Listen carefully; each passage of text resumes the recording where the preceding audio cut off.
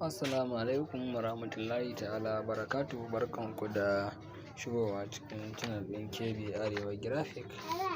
Ina mai yi wa kowa fatan alheri da fatan kowa na cikin ƙoshin lafiya.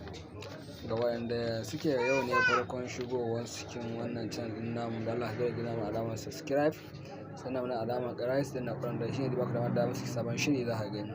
Yawa fatan alheri. Yawa da farko yau dai za mu nuna muku yadda mutum zai ga number da aka kira shi na private.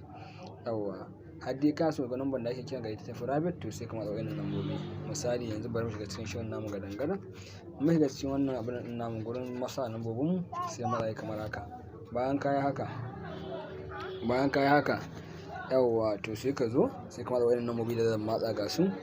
Yawa sa hash, sai ka sa 30, sai ka ƙara sa hash. Yawa sai ka matsa kan line da kake so wannan abu ya sami. Yawa sai mu matsa, bari mu matsa ku gani.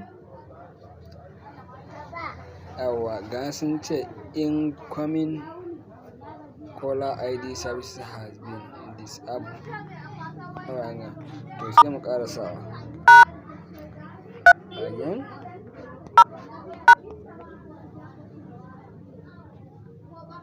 Yawa ina fatan ana ganin, to kun ga namu ya riga ya so sifili. Yawa da wanda yake so ya yi shi ma din sai ya mai da hankali ya yi irin inda muka yi.